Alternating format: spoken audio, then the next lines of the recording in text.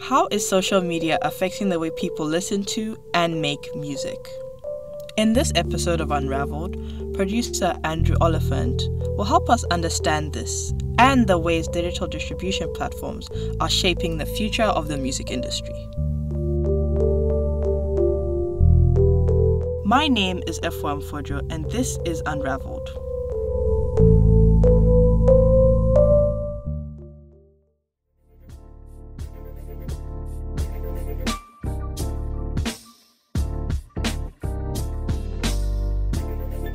Music, besides food and language, might be the most defining aspect of culture. Like all art, it brings us together.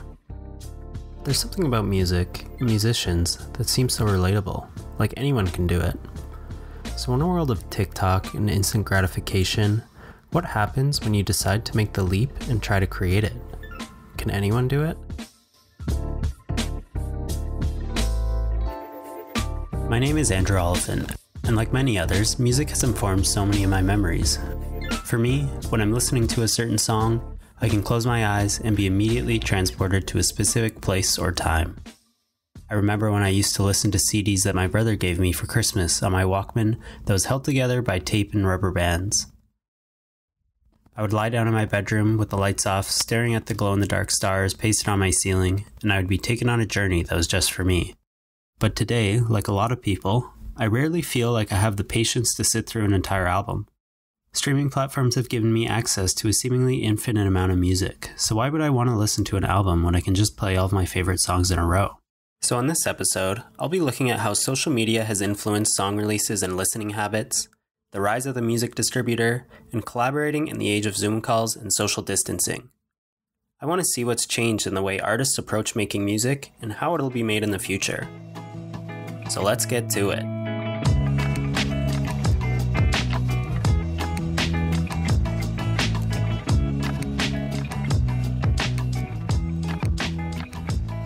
With around 40,000 songs released on Spotify every day, it can seem nearly impossible to break through as an artist. To find out more, I spoke with an artist trying to make it in today's music scene to see how he's been navigating the competitive landscape. My name's Kalen, my pronouns are he, him, and I play in a band called Best Friend with my friend Stacy. I am a producer and a songwriter, and so too is she. Kalen met his bandmate Stacy Kim through a mutual friend, and after DMing each other about some covers they posted on Instagram, they decided to start a band in 2018. The band Best Friend released a new EP in the fall called Places I've Lived. This song you hear now is off that EP. But you're not paying any attention to me. And since then, they've received radio play and have been featured on some prominent Spotify playlists like Indie Pop and Chill and Fresh Finds. And as indie artists, they've used music distributors to push their songs onto prominent playlists. The role of the distributor is changing for sure. It used to be that you absolutely needed to have a label in order to get your music in front of almost anyone of consequence. And more so it seems where we're kind of going with some of these new distribution platforms is that they're almost like distribution label combinations. They do a lot of them offer label like services without actually signing a band on to be some part of like some exclusive retainer label, some sort of thing like, oh, we have you for the next 5 years, this sort of thing. That all of the stuff that we've all heard all the horror stories about. I've noticed that there are definitely a lot of distribution companies who are starting to offer some of those services just with their distribution, which is making it a lot easier for people who aren't on a label or who may not have those immediate like label like connections to get their music in front of people who might be able to do something with it. And that's a big thing, is being able to get your track in front of someone who has the clout to sort of make something happen with it. And yeah. Playlist chasing has become even more important for the future and longevity of an artist. Bands are reliant on digital service providers or DSPs to put them on their playlists. In terms of like editorial playlists on DSPs, and so like on your Spotify's and your Apple Musics and Amazon's, there'll be the playlists that come with them. It's especially a strong ecosystem on Spotify. And the artists that get placed on those editorial playlists do extraordinarily well, usually. They're usually set up for success. They're usually because there are already hundreds of thousands of people usually who have that playlist saved. So if you're looking for a quick way to success or a quick way to start being recognized by people, you could very easily say to yourself, maybe I want to try and get on one of these playlists. And if you're giving yourself as many kind of tries at that as possible, it would only make sense to put out just a bunch of singles until you kind of have enough support that you could really support a longer release. Best Friend is a band with him and Stacy, who's based out of Vancouver. So on top of them trying to make it as an indie band, they've had to manage to make music from two sides of the country as well. Kaylin and Stacy have been lucky. They've been able to get distributors who've backed their music on Spotify. I think that a lot of our decisions and a lot of the directions that we've tried to go in terms of playlist pitching is that we've really just tried to make sure that we have a strong enough community behind us and we have people who can put our music in places to get seen. And for example, like the distributors that we work with have been fantastic for that, have been very good at being able to just reach out to their couple of people and say, hey, we have these songs going out this week and you should definitely check them out. And even that like one recommendation is enough to make something stand out over like a whole sea of music that gets submitted all the time. So I think that's where we kind of had the tides turn for us a little bit, was when we could have someone like hand delivering to the curators basically.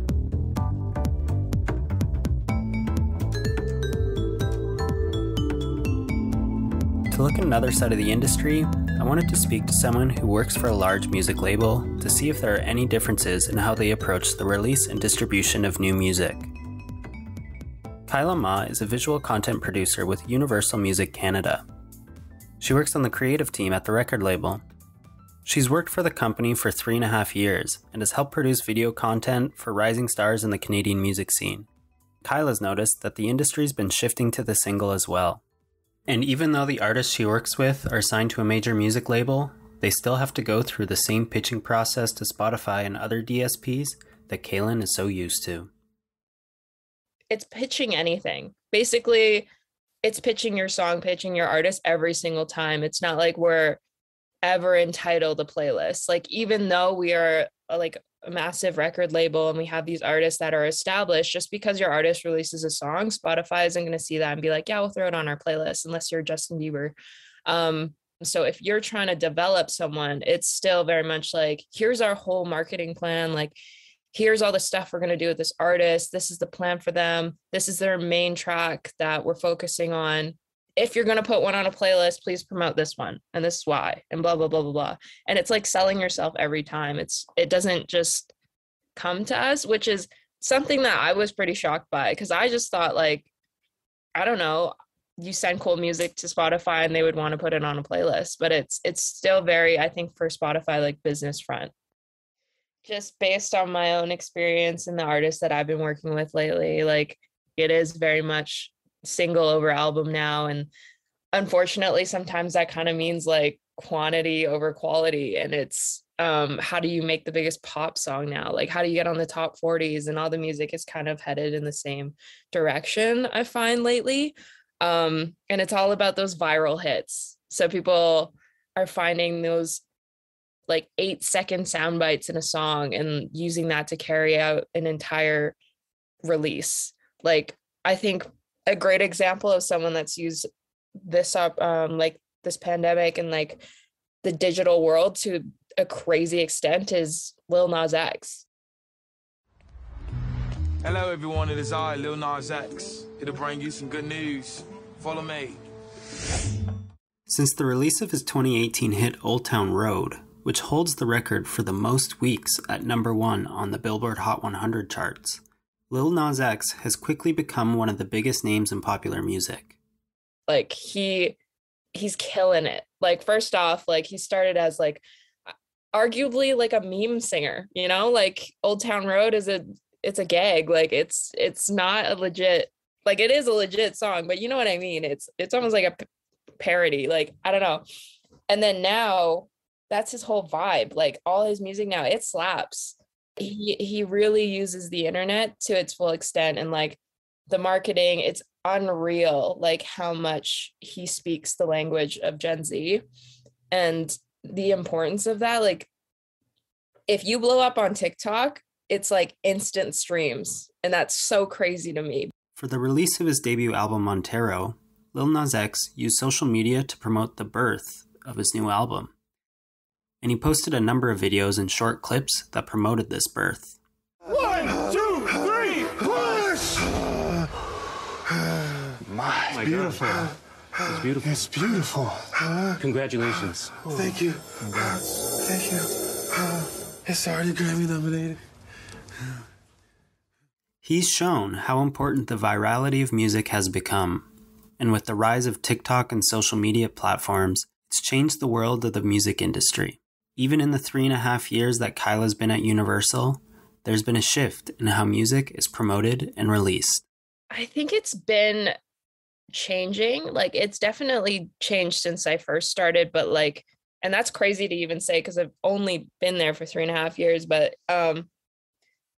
it made sense to me because my background is business school. So I'm like, yeah, why not? Like, why not make the most of this? Like, how do you get people to listen to music? But it was shocking to me at first where it's like, there's so many really talented people in this world, like creating music. And like, it's so scary to think that that doesn't matter anymore, almost. Like, there's incredible artists that aren't heard just because they don't have the right resources to put out the right teasing content. And like, but then we have like the same top 40 artists that are just blowing it up because once you get there, it's like you have the resources, you have these pockets, and people care more about the random things you put on social media so you can promote your song. So it's like, it was shocking, but also like with anything that is social media and the way things blow up now, it's like nothing is shocking.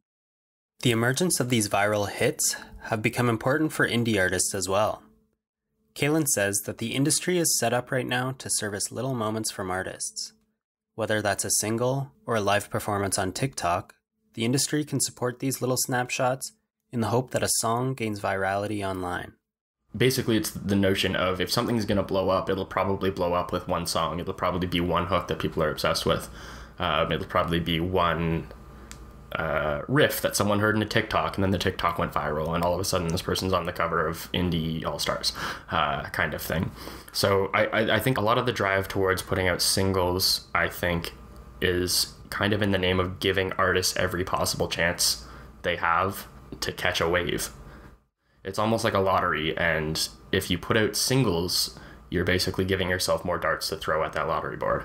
Whereas if you put out one album without doing any sort of lead-up singles to it, or any sort of additional promotion, you can probably pitch one of those songs to playlists. And that's ultimately what it comes down to, is the playlists are driving a lot of listeners' like listening habits. Kaylin says that a song essentially loses half of its power to an audience or label the moment an artist releases it. And with playlists driving listening habits, artists don't need to release a cohesive 12-song album anymore for it to become mainstream. All they're looking for is eyes and ears on these little moments and snapshots to make as much hype as possible on social media before they put out new music. Yeah, no, I feel like it's that whole thing. It's like you try a bunch of things until one hits. And that's like kind of the mentality around TikTok, because there's no loyalty on that app. It's like you're scrolling, and it's viral video after viral video. So somebody can post 8 times a day and not even think twice about it, because people aren't living on your profile. People are living on this explore page where there's a million, like thousands, billions of videos. So you can post whatever you want until one picks up. So you can post the same video almost with different sound bites of your song until one of the videos works, and then just get rid of the other ones, and there you go. And it's crazy. It's so crazy how that works. And I think that like what you said, like it's not cohesive because it doesn't have to be. It's like as long as one works, it's gonna work. And that's so nuts to me. There are a lot of popular songs that you can hear on like a lot of Spotify playlists right now that basically just came from someone like saying a few words or maybe playing something on their acoustic guitar on TikTok. or doing like a tiny snippet of how they wrote a song or something, but like the song isn't even out yet and no one knows when it will be or what's going on. That kind of hype, that like, oh, what is this? When's it coming? How can I hear more? Oh, I can't yet. Oh my God, that makes me want to hear more, even more. It really like drives a bit of a hype train that you can really take advantage of, such that when the song is released, there are as many people as possible listening to it right away, which helps in a lot of reasons. It helps obviously get ears on your music. It helps get your music in front of people who would have otherwise seen it. It helps indicate to the algorithm, the big almighty algorithm, that your music is maybe perhaps worth promoting in things like daily mixes and Discover Weeklies and just general radios. Like an artist of ours, Valley, a few months, like during the pandemic, they wrote a song with their friends and they put up a little like teaser of it on TikTok, and they're like, we just wrote this song, and like they sang a few bars of it, and the whole song came together because TikTok was like, we need this song. So then we got to watch the artist like create the song via TikTok. Like every few days they would put up updates and they're like, we wrote more lines and this and that. And then now it's like, when that song was released, it was their biggest song, and like instantly we filmed a video for it. And like now streams are trickling into other songs because people know them as this band that wrote this song. And now they have a social following too. So works both ways.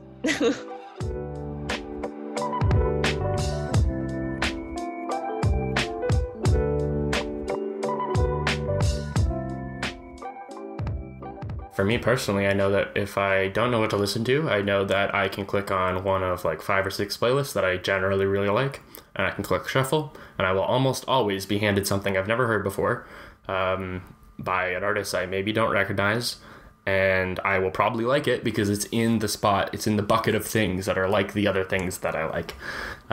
So the playlist ecosystem is really, it's ultimately, I guess you could kind of look at it as a win-win for artists and for listeners, because artists are being given more of a platform to have their songs heard by other people, and we, the other people, get to hear a bunch of music we wouldn't have otherwise heard. So I think, yeah, it's definitely influenced my habits. Being on the business side of things, Kyla told me that she enjoys silence more than ever now. But when she is listening to music, she's also seen her listening habits change from the album to playlists. I feel like for me, when I listen to albums front to back, it's all things that came out like not long time ago, but like pre-2016, or things I listened to as a kid, like old Blink-182 and stuff like that. But when it comes to new music, I find that, again, it's like I don't really have loyalty to certain artists anymore. It's like, you have one good song, I'm gonna put that one good song on my playlist. And I think that's the difficult thing, is I think I'm not the only one that has that listening habit now. So growing an artist becomes increasingly hard, because how do you differentiate an artist from just being one song? But yeah, that's actually crazy. I'm like thinking about it now. I'm very much a playlist person. Kyla says that the rise of social media means that audiences want artists to be an influencer as well. Fans get to see every aspect of an artist's life, and they expect that behind-the-scenes content all of the time. I think it gives people a little more opportunity to have extra things to hold on to, because like I guess when we're growing up, like our music, it's just like we just listen to good songs. We don't know who these people are. We get like a poster, put it on our wall, but like we never get a deeper look. So I feel like back then, like a behind the scenes video was so meaningful to us, and it was like so in depth and whatever. And now it's just like another part of the marketing plan. It's like, we need this piece, this piece, this piece, and everybody's entitled to know everything about your life now, versus back then it was like, wow, like I feel like I know this person. And now it's like, that's the expectation. One of the artists Kyla works with is Johnny Orlando. With 6.3 million followers on Instagram and over 630,000 followers on Spotify, he's one of the fastest growing pop stars in Canada. But Kyla says that there are growing pains in trying to become the next big thing. He's like teen pop sensation, young kid, lots of Instagram and TikTok followers. Like he was famous as like a YouTube cover artist and like an influencer first. So making that jump to artist has definitely come with its struggles and will continue to, because people that found him a long time ago as like a young kid influencer have to relearn who he is, because kids grow up. And I think that's a difficult thing, because like a lot of people in our generation like looked at Justin Bieber for a long time, were like, ew, Justin Bieber, cringe, until he grew up. And like that transition was huge, and nobody wants to follow that path, because he went off the rails there, and like this guy got arrested, like he went the wrong way with it. But it's still making that jump from being internet famous to a legit artist is difficult. Is very difficult. For copyright reasons, I can't play you a Johnny Orlando song. But Kyla told me that with everything they do, their team at Universal is always thinking about the branding of the artist and making sure that it's in tandem with the music. There's an A&R that works on the project that's basically like, does this song fit the brand? Is this song going to be like what you want to say for the next amount of time? And then with that, it's like you work with the marketing team, and it's like, so how do we make this known to other people?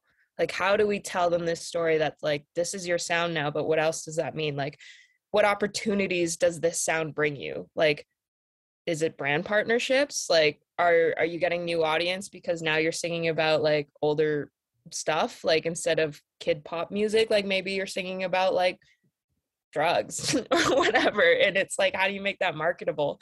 And I feel like it's completely in tandem now. Like when you're releasing a song, it's not just like, oh, we want to put this out, the song's done. It's like, the song's done, and then it doesn't get heard by people for like 6 months, because we're like, okay, now we need a music video, and now we need to shoot BTS in this music video, and then we need to shoot the content that teases the music video, and then all the trailers that come along with it, and then like a TikTok that like puts out a demo from months ago of when you first wrote the song, so that people are even excited and ask you for the video, not knowing that you already filmed the video. It's like it's a roadmap now, which is so crazy. Like, because artists will sit on their songs for like 2 years before they go out, and it's like, this has been done, but here you go. This is what I sounded like. With all that extra demand for content, it can be tough for the artist when they always have to have a persona available to the public. I feel for them, because it's like they're entitled to each other's like privacy now. You know what I mean? Like fans kind of feel like they're owed these pieces of info about a person just because it's been shared once or whatever, that there's almost like, I'll make an example. Like his recent song is called You're Just Drunk, and he's an 18-year-old, like he's a teenager and whatever. And like, he'll have younger fans that are like, I can't believe you would sing about this. And like, you're such a bad influence now. And it's so crazy to me that it's like, damn, like you can't even live your life like a normal teenager without getting flamed for it. And that's so crazy. Like what, like the shit that we did at 18. Oh my God, like this guy's a saint.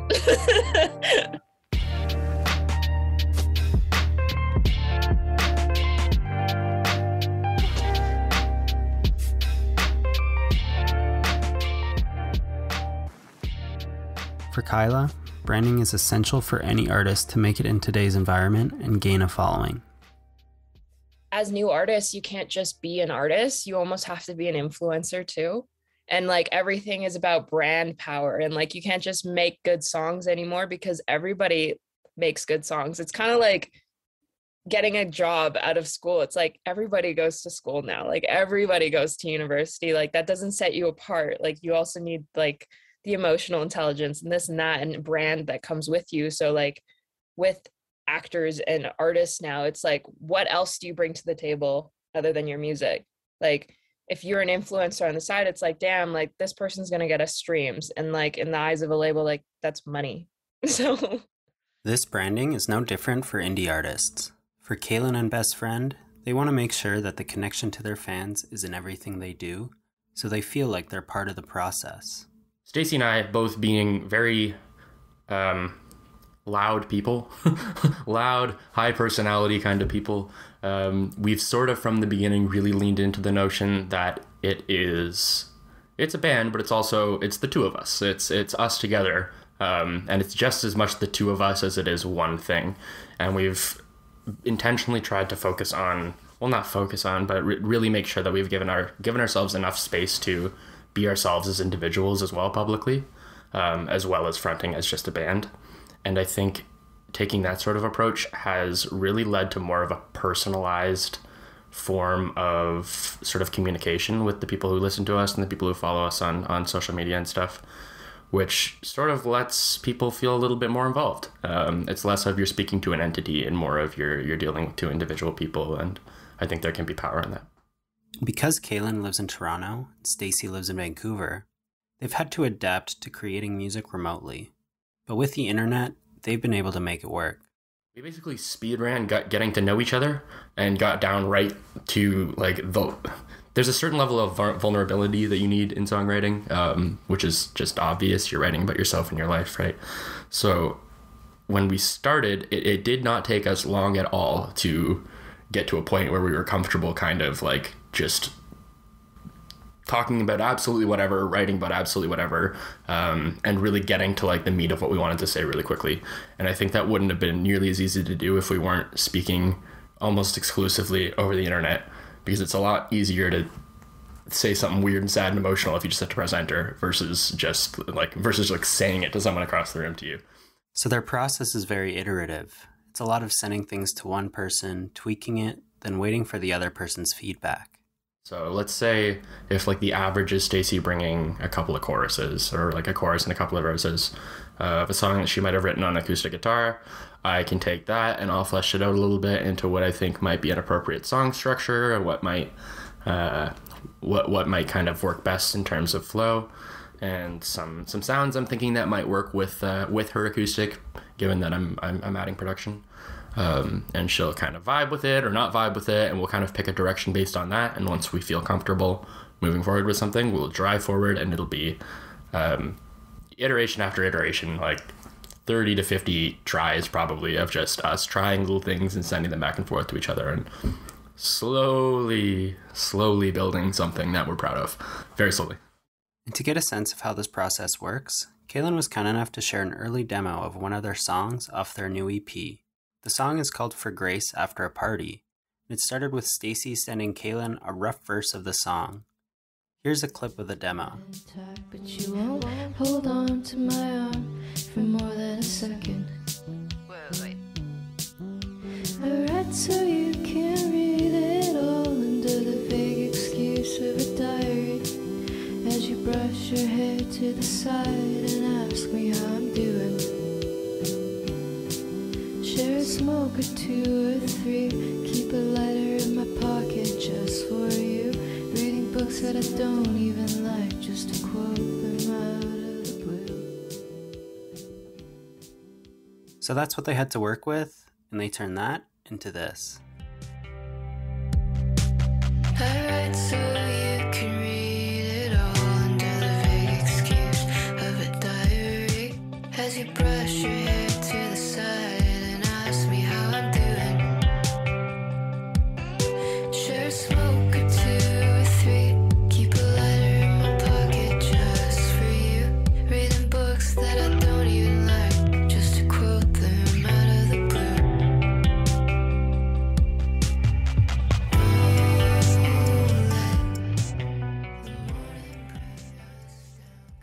2.5 years ago when we started out, we had this we thought it was very cool that we wrote everything entirely remotely. And we were like, oh, no one's really doing this. We're doing this without going into a room together. We're writing from opposite sides of the country in our own homes. This is rare. And then the pandemic hit, and everyone had to learn how to do that. And there went our little advantage of knowing how to do that. I think the pandemic really fast forwarded a lot of industries in terms of how people kind of talk and work together or work with each other.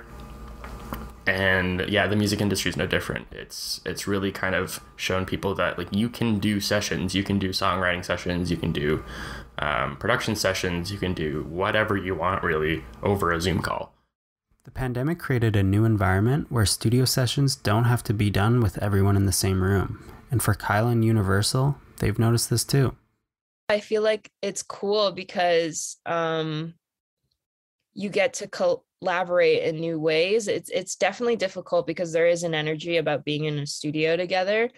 But I do think it's cool that now I feel like it was considered before, but it was just kind of like, no, we'll like go out and meet these people in studio. But I think now it's more normal to be like, let's just bring everyone into a room. And if they can't be there, we can Zoom them. And I think it's even more opportunity now to work with more different people.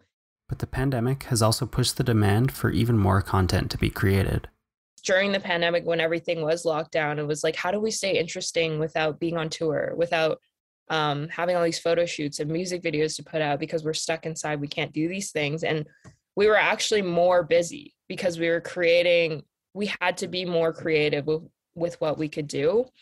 Like putting out more visual assets of like animated videos, finding more illustrators, and like, how do you do a quarantine video without it being cheesy? And like all this stuff, we were actually creating more content because there was less life to live. Kyla says that the pandemic has reduced the perfectionism that was around in the industry, and it has allowed people to just try new things. And for Kyla, it doesn't look like the artist influencer is going anywhere anytime soon. I think now you get to try, like you get to make that weird video of you playing a random soundbite on TikTok and then asking people like, yo, do you like this? And if it blows up, then make the song. Like right now is such a great time for trial and error because there doesn't need to be any ego about it, and you could blow up or you could flop and nobody will see it if it flops, and that's fine. I mean, I don't think the artist influencer is going away anytime soon. I think if anything, it's still growing and it's going to continue to grow. There's examples of new artists that are discovered that way every day, and they're on the top 40s, they're on the radio. I think now is the best time to be a new artist and to shoot for it. If you're going to do it, you might as well do it now and learn how to use these tools to your advantage. But I do worry about the value of an album, you know, like I don't know where that's going to go. And I think that we are living in like a single or EP world now because the attention spans are just getting shorter and shorter.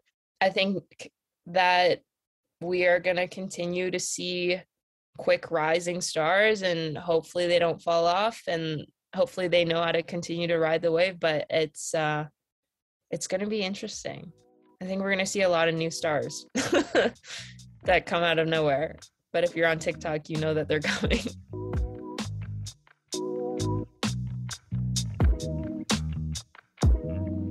So try away. For Kyla, now's the time to take the leap, because you never know. Your song might end up being the next big thing on TikTok.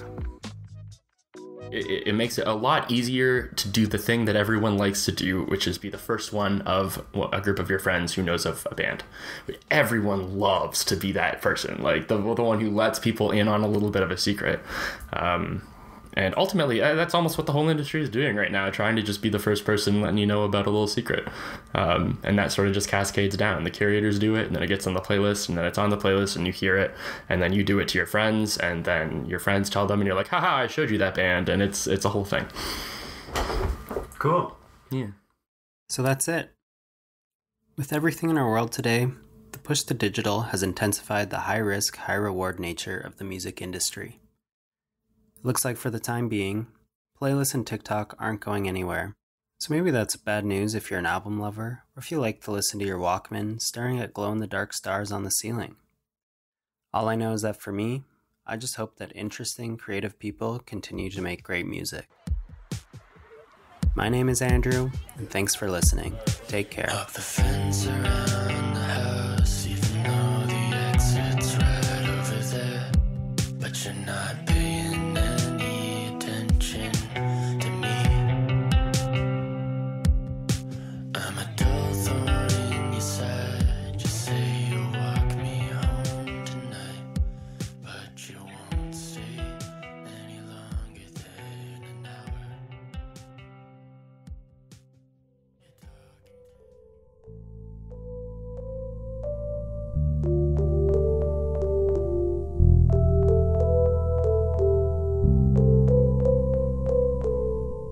This episode of Unravelled was produced by Andrew Oliphant.